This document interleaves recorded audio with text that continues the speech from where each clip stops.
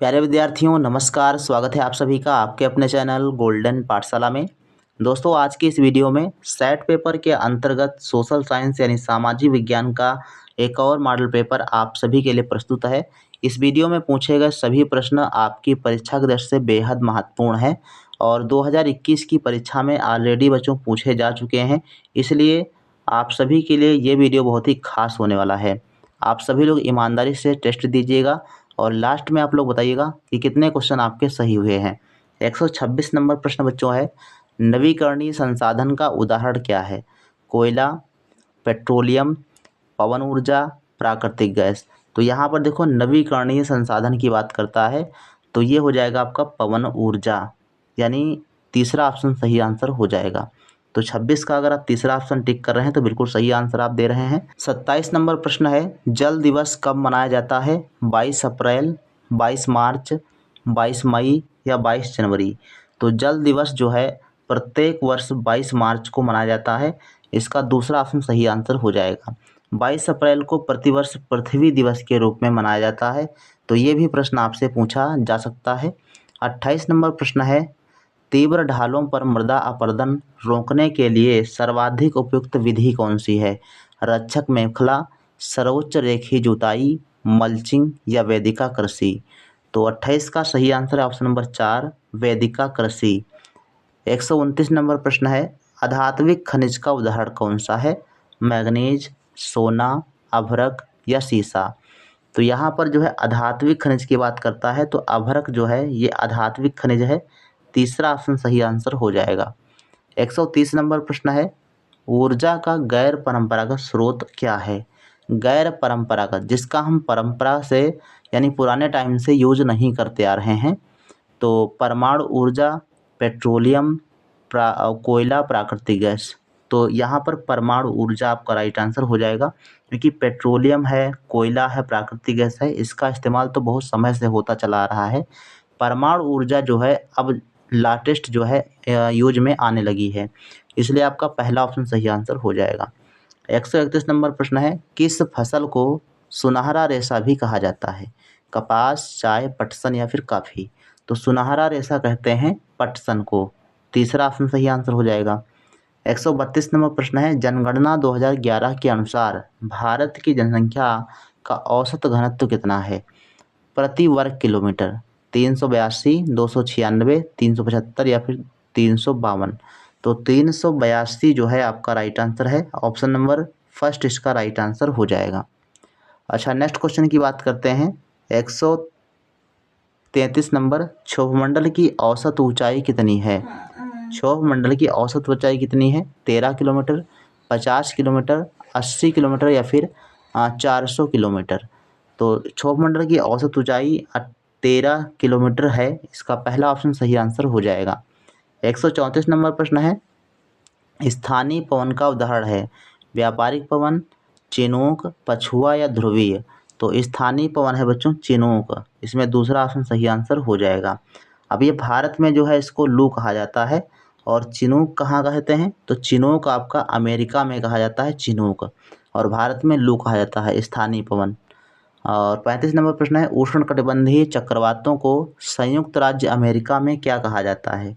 तो संयुक्त राज्य अमेरिका में जो है इसे हरिकेन कहते हैं। क्या कहते हैं? हरिकेन, इसका पहला ऑप्शन सही आंसर हो जाएगा। और इसके बाद जो है ऑप्शंस दिए गए हैं इनको भी समझ लीजिए। टाइफून कहते हैं आपका जापान और चीन में, जापान और चीन में क्या कहते हैं? टाइफून। और बिली कहा जाता है ऑस्ट्रेलिया में, बिली कहाँ कहते हैं? ऑस्ट्रेलिया में बिली कहा जाता है। 36 नंबर प्रश्न है, वान झील स्थित है अमेरिका, ब्राज़ील, ईरान या तुर्की। तो वान झील है आपका तुर्की में, तो चौथा ऑप्शन इसका सही आंसर हो जाएगा।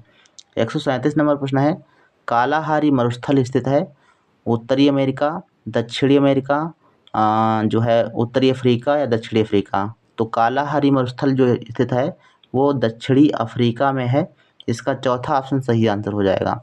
उत्तरी अफ्रीका में आपका सहारा मरुस्थल है, तो इसको आप ध्यान रखेंगे। दक्षिणी अमेरिका में अटाकामा मरुस्थल है। और इसके बाद जो है 38 नंबर प्रश्न दिया गया है, राज्यसभा में राष्ट्रपति द्वारा कितने सदस्य मनोनीत होते हैं? तो राज्यसभा में राष्ट्रपति के द्वारा 12 सदस्यों को मनोनीत किया जाता है।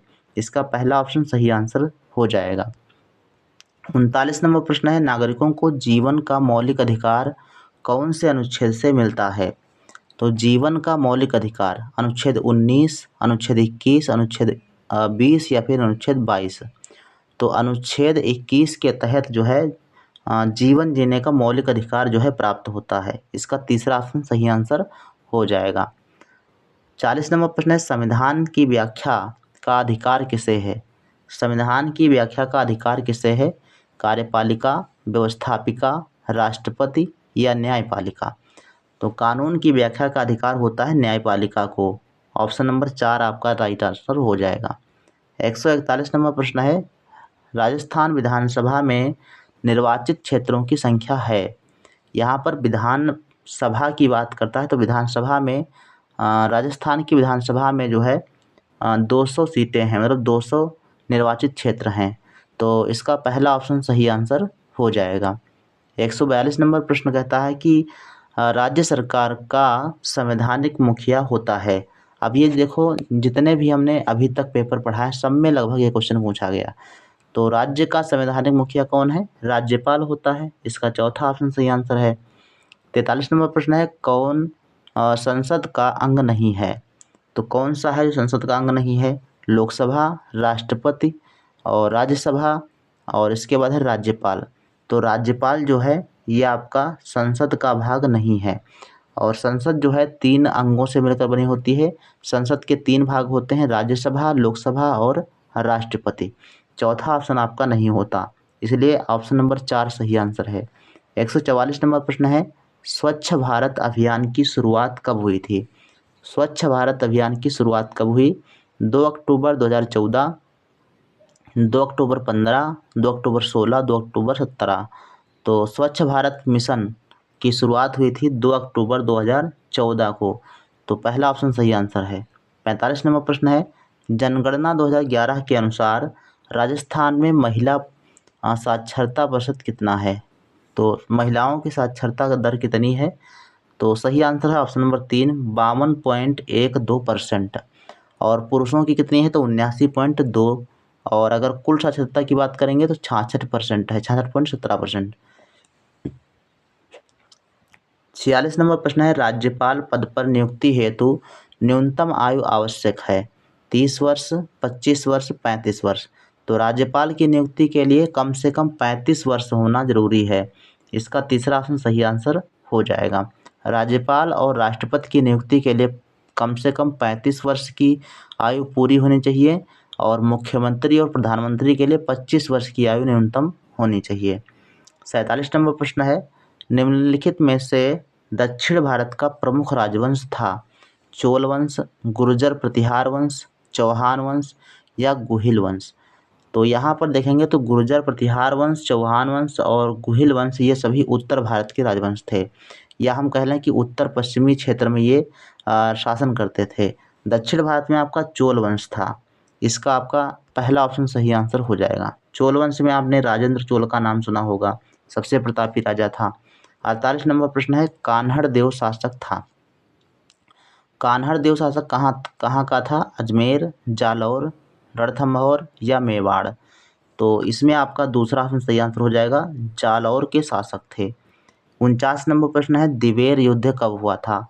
1576, 1582, 1590, 1595। तो दिवेर का युद्ध जो है 1582 में हुआ था। इसका दूसरा ऑप्शन सही आंसर हो जाएगा। अगर 1576 की बात करें तो इसमें जो है आपका हुआ था हल्दी घाटी का युद्ध। कौन सा युद्ध हुआ था? हल्दी घाटी का युद्ध हुआ था और ये अकबर और राणा प्रताप के मध्य लड़ा गया था। 50 नंबर प्रश्न है, सेना का हरावल दस्ता क्या होता है? सेना का हरावल दस्ता क्या होता है? सेना का अग्रणी भाग, सेना का मध्य भाग, सेना का पीछे का भाग या संपूर्ण सेना? तो हरावल दस्ता है सेना का अग्रणी भाग, आगे वाला भाग जो होता है वो हरावल दस्ता कहलाता है। 51 नंबर प्रश्न है, गागरोन दुर्ग स्थित है? गागरोन दुर्ग कहाँ है? चित्तौड़गढ़ में है और राजसमंद में है, झालावाड़ में है या जोधपुर में है? तो गागरोन दुर्ग जो है ये है आपका झालावाड़ में। झालावाड़ में आपका राइट आंसर हो जाएगा। और 152 नंबर प्रश्न है, राम स्नेही संप्रदाय की स्थापना की थी? संत रामदास जी महाराज ने, संत दरियाव जी ने, या संत हरिदास ने, या संत रामचरण जी ने? तो सही उत्तर है ऑप्शन नंबर 4, संत रामचरण जी ने। 153 नंबर प्रश्न है, आभानेरी मंदिर स्थित है उदयपुर, जैसलमेर, दौसा या करौली? तो आभानेरी मंदिर जो है ये दौसा में स्थित है और ये बच्चों कई बार मतलब हर बार लगभग ये प्रश्न आया है। 54 नंबर प्रश्न है, चैतन्य महाप्रभु का संबंध किससे है? महाराष्ट्र से, गुजरात से, राजस्थान से या बंगाल से? तो चैतन्य महाप्रभु का संबंध है बंगाल से, इसका चौथा ऑप्शन सही आंसर हो जाएगा। 55 नंबर प्रश्न है, प्लासी का युद्ध लड़ा गया था? तो प्लासी का युद्ध कब हुआ था? 1757 ईस्वी में। इसका पहला ऑप्शन ही सही आंसर हो जाएगा, क्योंकि 1757 में सिराजुद्दौला और लॉर्ड क्लाइव के बीच में जो है प्लासी का युद्ध हुआ था, जिसमें सिराजुद्दौला हार गए थे और क्लाइव की विजय हुई थी। और इसी के साथ चौथा ऑप्शन जो दिया गया 1764 है, इसमें हुआ था बक्सर का युद्ध। कौन सा युद्ध हुआ था? बक्सर का युद्ध हुआ था। और इसके बाद इस बक्सर के युद्ध के बाद जो है इलाहाबाद की संधि हुई थी, याद करिए अगर आपने पढ़ा होगा। 56 नंबर प्रश्न है, विलय की नीति अपनाई थी? अब विलय की नीति यहाँ पर देखो लिखा है डॉक्ट्रिन ऑफ लैप्स, ठीक। तो ये अभी हमने जो कल का वीडियो पढ़ा था उसमें भी आपका आया था। तो विलय नीति या हड़प नीति किसने अपनाई थी? लॉर्ड डलहौजी ने। तो इसका तीसरा ऑप्शन सही आंसर हो जाएगा। 57 नंबर प्रश्न है, स्थायी बंदोबस्त लागू की थी? स्थायी बंदोबस्त लागू की गई थी 1793 ईस्वी में और 1790 ईस्वी में, 1822, 1850। तो स्थायी बंदोबस्त की शुरुआत की गई थी 1793 में। इसका पहला ऑप्शन सही है। किसने लागू की थी? तो लॉर्ड कॉर्नवालिस ने। लॉर्ड कॉर्नवालिस ने स्थायी बंदोबस्त व्यवस्था की शुरुआत की थी 1793 ईस्वी में। 58 नंबर प्रश्न है, भारत में प्रथम सूती कपड़ा मिल कहाँ स्थापित हुई थी? तो भारत में कपड़ा मिल जो है 1854 में सबसे पहली कपड़ा मिल स्थापित हुई मुंबई में। इसका पहला ऑप्शन सही आंसर होगा। 59 नंबर प्रश्न है, आर्य समाज की स्थापना कब हुई थी? 1850, 1875, 1856, 1880? तो आर्य समाज की स्थापना दयानंद सरस्वती जी ने की थी 1875 ईस्वी में। ऑप्शन नंबर सेकंड आपका सही आंसर हो जाएगा। 1828 ईस्वी में राजा राम मोहन राय ने ब्रह्म समाज की स्थापना की थी। तो ये भी आपको ध्यान रखना है, पूछा जा सकता है। 60 नंबर प्रश्न है, पटवों की हवेली है। पटवों की हवेली कहाँ पर है? जैसलमेर में, जोधपुर में, जयपुर में, उदयपुर में? तो इसका बच्चों सही आंसर है ऑप्शन नंबर फर्स्ट, जैसलमेर में स्थित है पटवों की हवेली। तो ये बच्चों आपके थे 35 प्रश्न जो सामाजिक विज्ञान से संबंधित थे। अब इन 35 प्रश्नों में से आपके कितने क्वेश्चन सही हुए हैं आप लोग कमेंट सेक्शन में ज़रूर लिख दीजिएगा और साथ में अपने ज़िले का नाम आप लोग कमेंट कर दीजिएगा। और अगर आप चैनल पर नए हो तो चैनल को सब्सक्राइब कर लीजिए और वीडियो को अपने दोस्तों के साथ ज़रूर शेयर कर दीजिए। अगर आपको चैनल से थोड़ा सा भी लाभ हुआ हो, अगर वीडियो अच्छे लगते हो और आपका थोड़ा बहुत लाभ हुआ हो, तो चैनल में आप लोग सब्सक्राइब करेंगे तो उसके बाद ज्वाइन का बटन आता है। ज्वाइन का बटन आता है, आप ज्वाइन कर सकते हैं। मात्र 29 रुपये चैनल को दे सकते हैं, सपोर्ट कर सकते हैं। तो 29 रुपये में जो है आप चैनल को सपोर्ट कर सकते हैं ज्वाइन करके, ठीक। तो इतना आप करने का प्रयास कीजिए। बाकी जो है आप लोग मेहनत करते रहें, आपको सफलता अवश्य मिलेगी। और लगातार चैनल के माध्यम से मेहनत कराई जा रही है।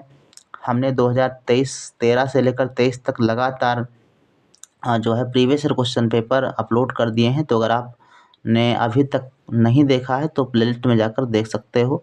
मिलते हैं फिर नेक्स्ट वीडियो में, तब तक के लिए धन्यवाद। जय हिंद, वंदे मातरम।